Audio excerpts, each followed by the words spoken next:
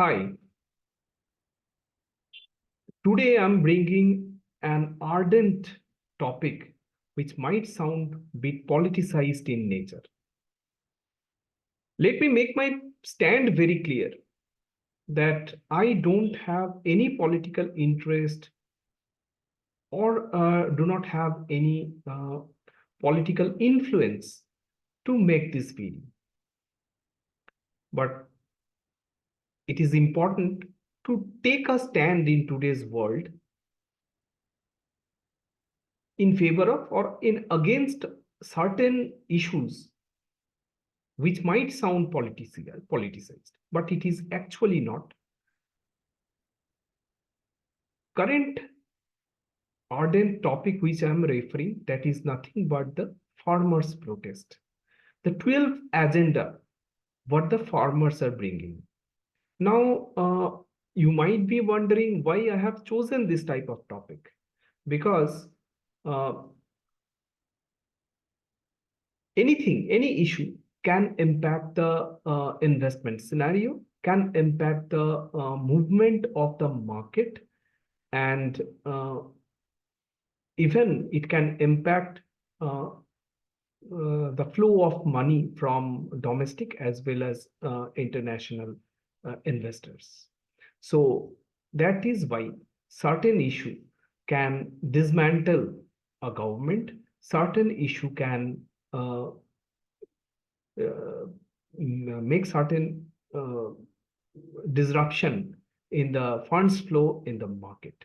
And that is why, being an investment advisor, I just want to convey all of you, or let's say, dig down the issues and the agenda, which is an ardent topic today.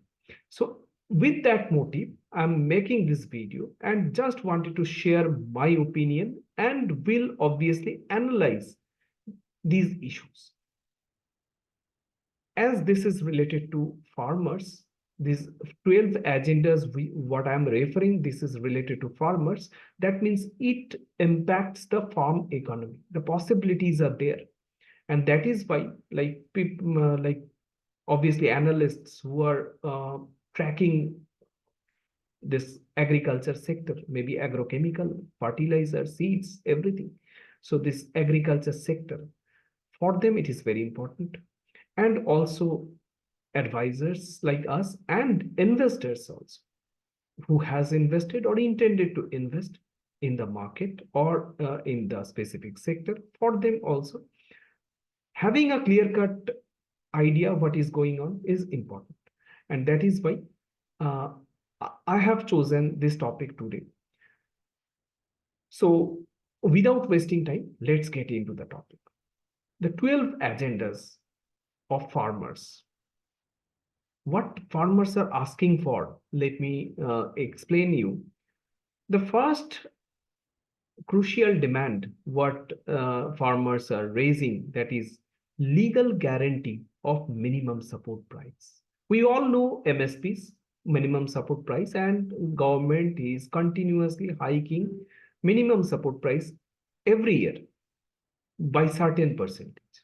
That improves farm economy, that improves capability of farmers, that makes the rural economy sound, and obviously it gives, or let's say empowers farmers to procure more agrochemical, to procure more fertilizer, to apply more fertilizer and agrochemical, and to make more farm produce, or let's say to make out more outputs.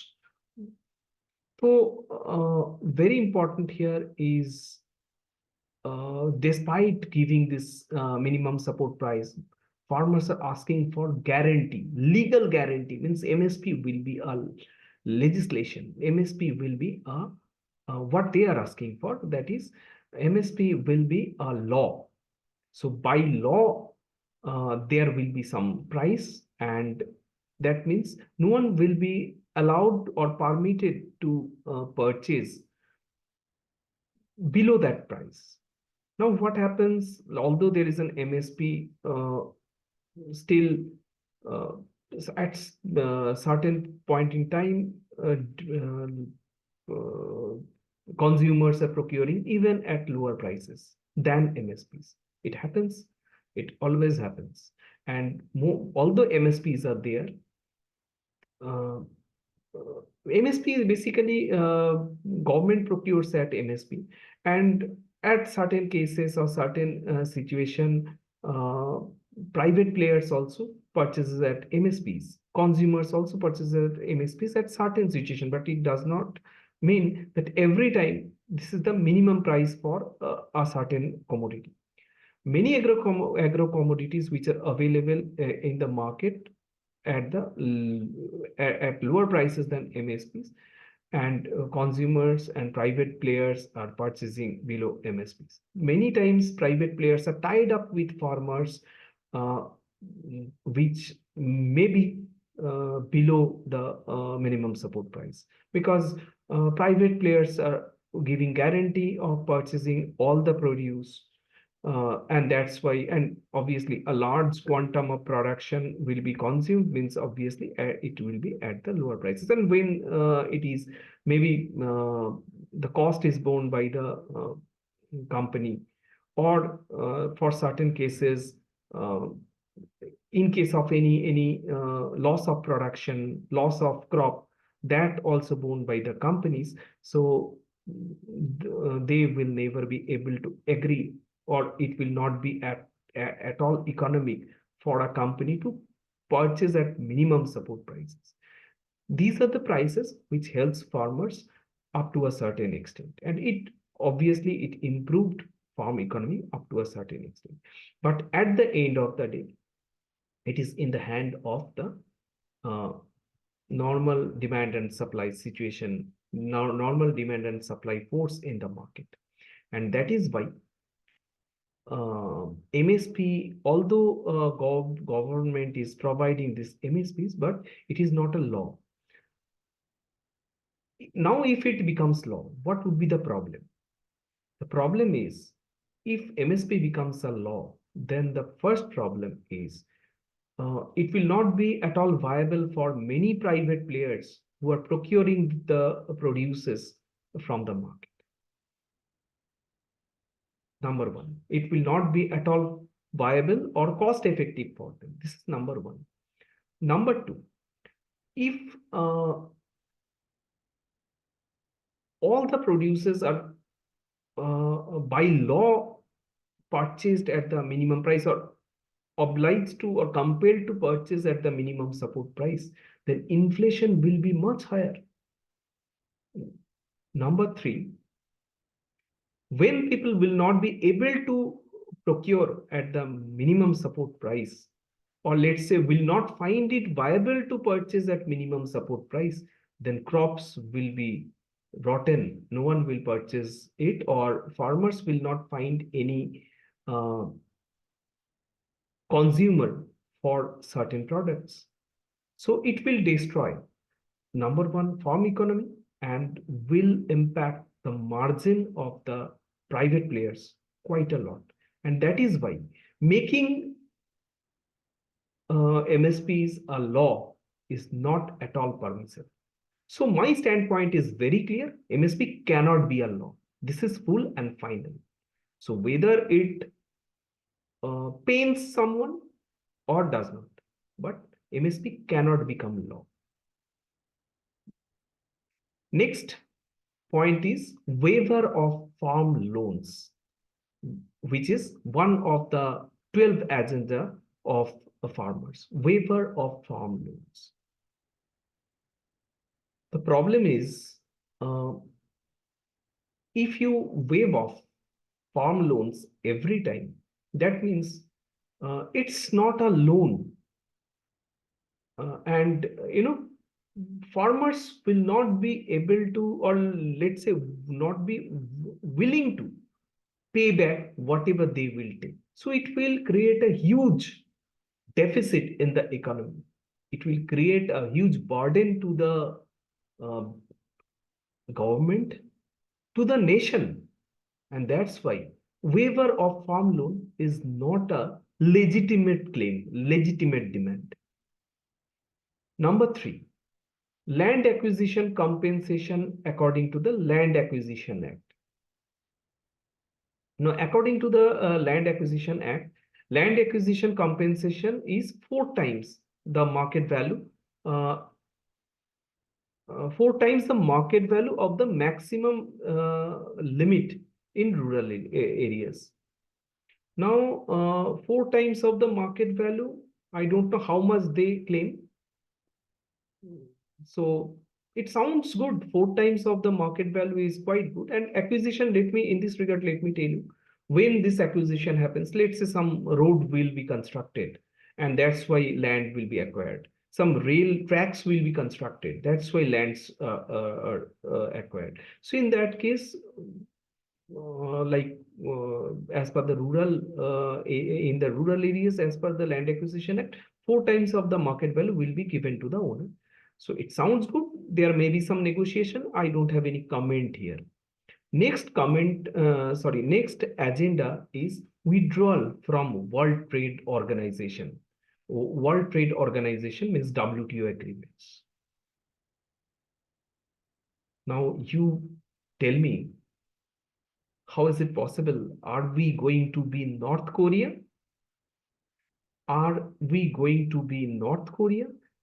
Can we afford to make any deflection at this stage when after 50, 60, 70 years of non-performance, like after independence, for 60 years of non-performance, when we have started seeing some growth and visibility is clear at this point of time. India has shown lots of resilience in terms of its economy.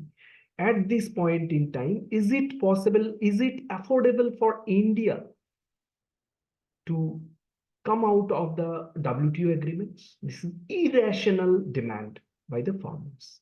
So I cannot support this type of irrational demand, and it will never be supported. Next agenda is justice for Lakhimpur Kheri massacre. I have no comment here because some runover happened and lots of allegations are there, and that is I believe that judiciary will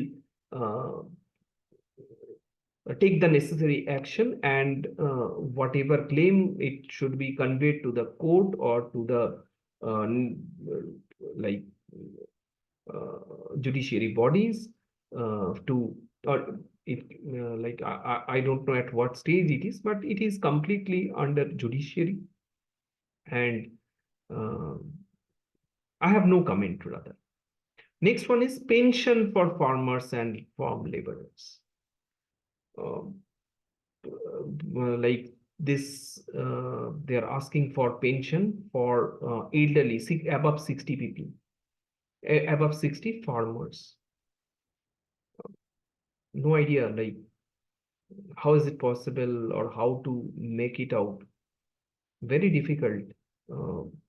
I would not comment on this context, but one thing I must say, it will create lots of burden to the government if it happens, but government may consider up to a certain extent. I don't have any comment on that. It is up to the negotiation, but obviously it will put, because India is a like rather larger part of the India is dependent on farming and cultivation, so it will create a huge burden. Now the point is whether it is affordable by the country, I don't know. Next one is scrapping the Electricity Amendment Bill 2020. Although I don't have all the details on this electricity amendment bills, it is time consuming. I was reading those bills. I just wanted to give you some glimpse. Introduction of direct benefit transfer, which the one of the farmers association or maybe a group of farmers association are protesting. Direct benefit transfer will be beneficial for both the state governments and as well as distribution companies. It will be beneficial for the state government because It will ensure that the subsidy reaches the people who are actually entitled, and the state government gets clear accounts of the amount given as subsidy. It will benefit the distribution company by making sure that the subsidies due are received per the number of beneficiaries. Now, I don't know exactly what the scenario here is, but always direct benefit transfer is better because it makes things transparent. It makes the transfer transparent because lots of we have seen earlier and till date it is visible that whenever and wherever this direct benefit transfer is not there, then real beneficiary, real people who are actually uh, eligible to get the benefit do not get it, and people who are politically involved, they take advantage out of it, they get the, like, they basically clinch away everything, all the benefits. So it happened several times in the history, and still like there are various arrangement by which this direct very benefit transfers also uh, has been distributed among politically involved people. So direct benefit transfer is the only way how this corruption can be uh, stopped, or let's say at least curtailed up to a certain extent. So in that respect, this direct benefit transfer cannot be scrapped, what I feel. Next one related to electricity amendment bill, that is national renewable energy policy. India is a signatory of the Paris climate agreement. It is therefore proposed to have a separate policy for the development and promotion of generation of electricity from renewable sources of energy. The policy prescribes a minimum percentage of purchase of electricity from renewable sources of production. It seeks to give special attention to hydropower. So at this juncture, we cannot scrap national renewable energy policy. So obviously, scrapping of electricity amendment bill, considering being a part of the Paris climate agreement, is not possible, is not permissible. Next one is the cost reflective tariff in the electricity amendment bill. Uh, so there are many other points also within this electricity bill. I will try to bring this in a separate video discussing this electricity amendment bill, what is there and what are the proposed and what is basically hurting people. So these are the things, and rest all are very basic. But in this regard, let me make one thing very clear. Whatever they are claiming, among that them some are absolutely not permissible. Some claims are very illogical and irrational. So when for past 50 years post independence, India used to be only cultivation oriented economy, I don't think farmers health was as good as it is today, what it is today, right? So farmers financials and economic condition has improved quite a lot. The farm economy has shaped up quite a lot, considering uh, recent increase or consistent increase in the minimum support price. On that regard, on this juncture, on this backdrop, when along with cultivation, along with farming, manufacturing is in focus, service economy is in focus. In that juncture, we cannot go back to the agrarian economy. And as I did mention that only when India used to be an agrarian economy, then the farmer's health was much, like I would say, worse considered to compared to what it is today. So there is no point. We need not to go back to 50s, 60s decade just for improvement of the farmers. It actually does not improve. It indirectly harms farmers also. And When country will not progress, then it will not be good for anyone. So that's why these agenda what the farmers are asking for are illegal, illegitimate, and uh, irrational. So, anyways, uh, my stand is very clear. It's not at all political stance, but uh, obviously, what is true that must be revealed. That's why, from the market's point of view and from the agriculture sector's point of view, I have made my comments and analysis. So I hope you find it well, and in upcoming videos you will see some this type of interesting topics. So don't forget to subscribe my channel. Thank you, and see you once again soon.